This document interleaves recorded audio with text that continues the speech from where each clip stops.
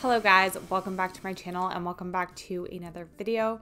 As always, I am so excited to have you guys here. If you're new here, hello, welcome. My name's Claire. I'm a naturopathic doctor, and my goal for this channel is to really have you guys feel as empowered and educated when it comes to your health as possible. So if that is something you're interested in, definitely click the subscribe button. It is also currently Sunday, March 24th, and on March 27th, I will be giving a free webinar at 6 p.m. Eastern Standard Time. We're going to be chatting all about the basics of health. So diet, exercise, sleep, stress, and environmental exposure. If you guys haven't signed up yet, I would highly recommend it. Don't worry if you can't attend live. I will be sending out a recording in the days following. So all the information will be in the description box below. But with that being said, let's get into the video. So this week we're doing another What I Eat in a Week. I always get really good responses for these videos and I do enjoy sharing them. I like showing you guys simple, healthy meal ideas that you can make on a consistent basis. That's really the goal with these videos.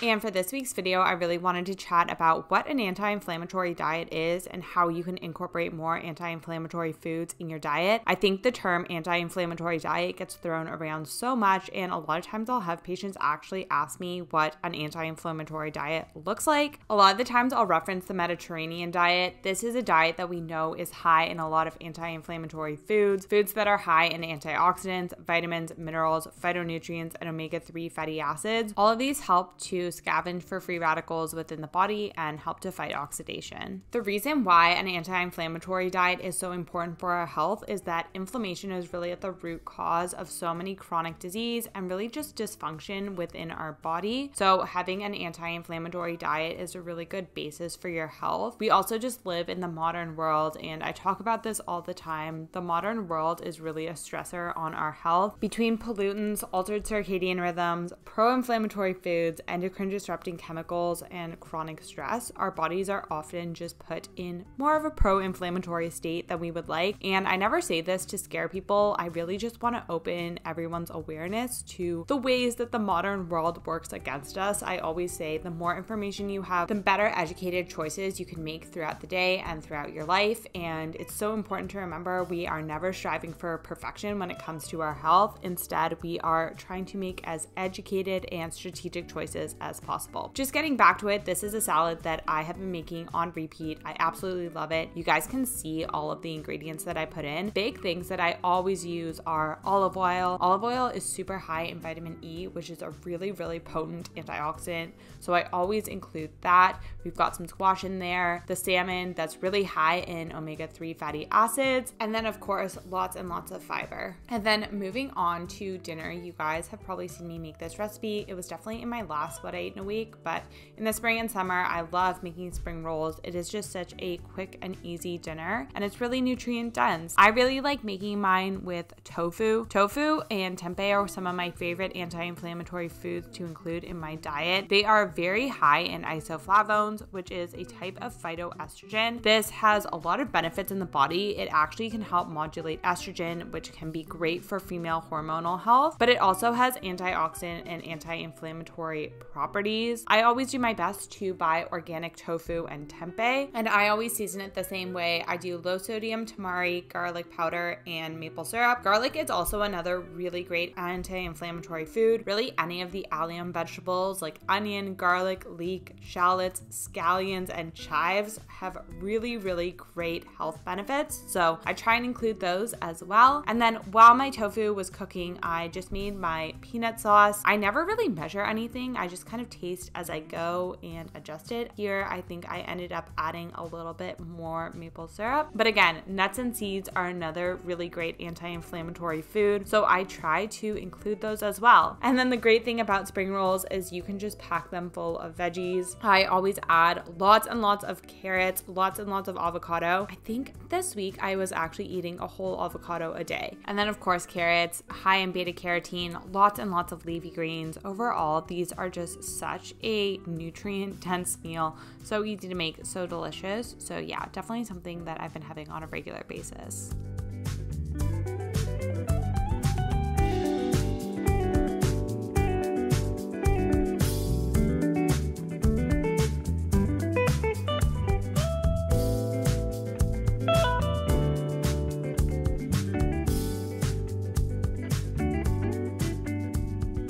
And then I'll usually have a little piece of dark chocolate or something like that for dessert.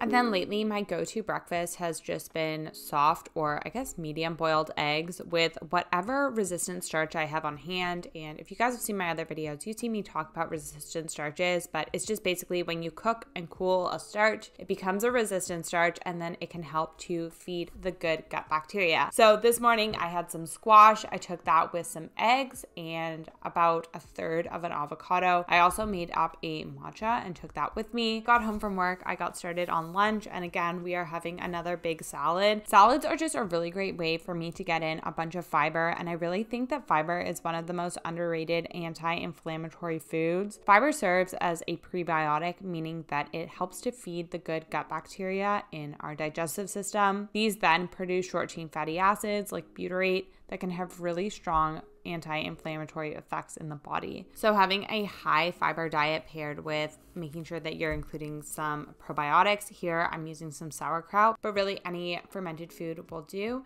And then I also added in some leftover roasted broccoli. This salad also has salmon, so very high in omega-3 fatty acids. So again, just a great anti-inflammatory meal.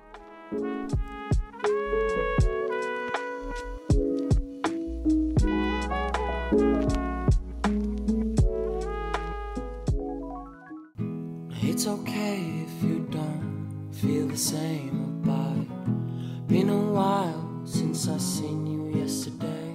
Now that you're awake. And I wanted to include this little clip of me doing a little bit of my morning routine because I do count my morning routine, my mindset work, my stress reduction work as part of an anti-inflammatory lifestyle. We know that stress causes inflammation within the body, so making sure that I'm doing all the things to keep my mindset in check, to keep my stress levels as low as possible. I always say you can't remove the necessary stressors from your life. All you can do is help to build your resilience. So I did a little bit of that before breakfast. Like I said, I've been eating about an avocado a day. Avocados are just very, very nutrient dense. They're super high in vitamin E. They're actually a source of glutathione as well. Glutathione is our body's master antioxidant. It's used up a lot in the liver, and it's a really cool one because it can actually help to recycle other antioxidants like vitamin E and vitamin C. We also know that low glutathione is associated with a lot of chronic diseases, and there are a lot of things in our modern environment that cause us to use up glutathione. So just something to keep in mind and another reason to love avocados. Now, moving on to lunch. Again, I cooked up a bunch of sweet potato. I really like just cooking up lots of sweet potato, always having it on hand. You guys know I like to cook it and cool it. It becomes a resistant starch. It's really great for feeding the good gut bacteria. It also helps with insulin sensitivity and blood sugar regulation. So something I always like to keep on hand. And then again, we are making a giant salad. At this point, I feel like I don't really need to explain why I love this salad, but on this day I decided to use some leftover tofu as my protein source. I cooled down the sweet potatoes, threw that in. I think I also shredded up some carrots, definitely added a good amount of avocado, and then I also have been adding walnuts into my salads. Walnuts, again, they are super high in the plant-based omega-3, which is alpha lipoic acid. It's really great for liver health, so I always like to put that in as well. And yeah, like I said, nuts and seeds are very anti-inflammatory foods as well. Another thing that I really try and include in my diet is herbs and spices. They are very high in polyphenols, very potent antioxidants. In the winter, I really use more dried herbs. Here, I'm always putting in dried parsley, but in the summer, I like to include as many fresh herbs as I can. Now, in the afternoon, I decided to make some celery juice. I definitely don't think that juicing is necessary for an anti-inflammatory diet or for a healthy diet, really. The main reason I had this was because over the weekend, we were at Whole Foods and my boyfriend got some green juice. It actually tasted really good and I wanted some, but I was like, I don't want to spend a bunch of money on green juice at Whole Foods, and celery was on sale. So I was like, I will just buy a bunch of celery and make it at home. I also grabbed a lemon and added that in as well. And yeah, that was my little afternoon treat. I just put it in some leftover bottles that I had in my fridge. I actually really like the taste of celery juice, which is why I drink it. I wouldn't necessarily drink it if I didn't like the taste.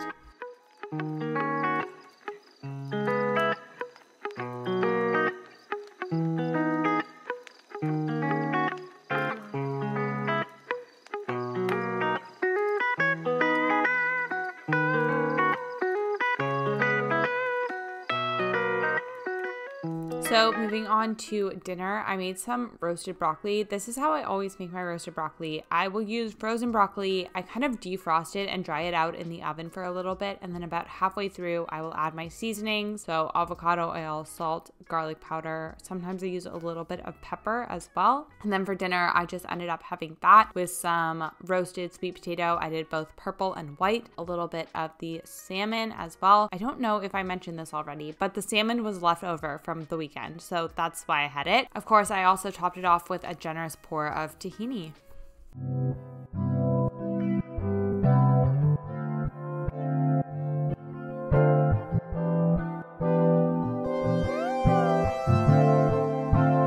Shall I compare to a summer day? She's the sun, she filled out the gray. And then for breakfast on Thursday, I just made up some scrambled eggs and again had them with a little bit of leftover sweet potato and avocado. I will also say this breakfast would be amazing with berries. Berries are some of the most anti-inflammatory foods you can eat as well. I just tend to not eat a lot of fruit in the winter. It's really hard to find good fruit in Canada in the winter. So just want to put that out there. Berries would be another great thing to add. I just have a hard time finding them right now. And then moving on to lunch, I just had another big salad.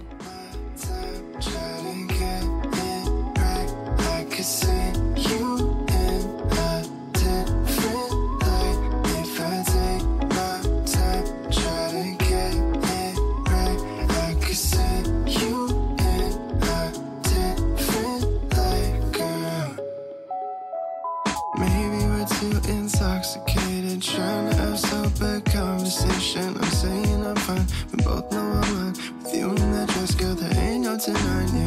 But that's the point I'm trying to get to. With every single issue and everything that you do, baby, I wanna make sure that girl, I take my time, try to get it right. So I could see you in a different light if I take my time, try to get. And on Thursdays, I'm always in the clinic until pretty late, so I was super lucky and my boyfriend made me dinner. We just did roasted broccoli, roasted sweet potatoes, and some chicken thighs. I really just love sticking to my staple meals. I love these meals so much. So yeah, that was my dinner on Thursday. So baby, could I get a minute to get my thoughts all aligned so we can do this right? If I take my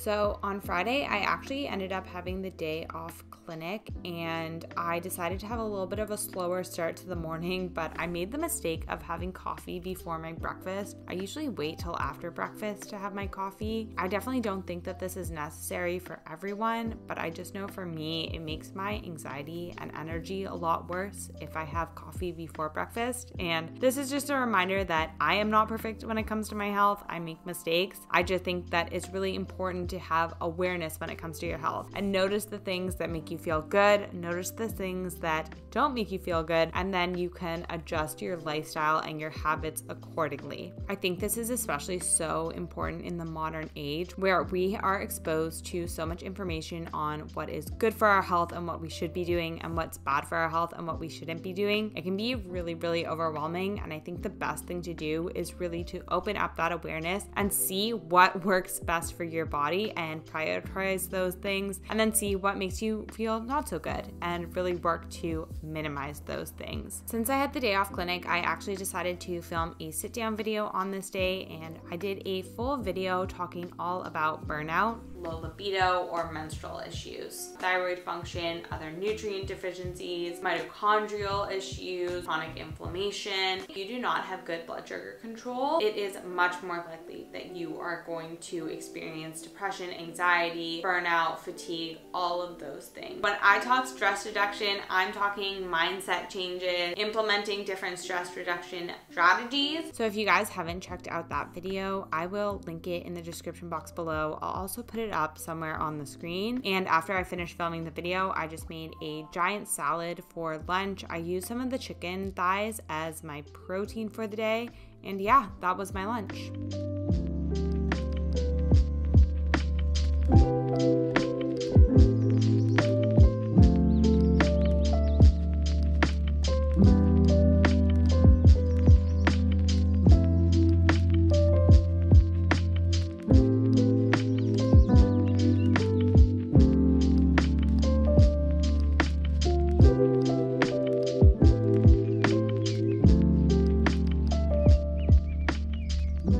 then for dinner, my boyfriend ended up going out for dinner with a bunch of his friends, so I was on my own. I just had more of the leftovers from the night before, and then for dessert, I had some dates stuffed with peanut butter. But that does bring us to the end of the video. As always, I hope you guys enjoyed the video. I hope you got some information out of it, some meal ideas or inspiration. As always, I'm here to support you on your health journey, and I will see you guys in the next video. Bye!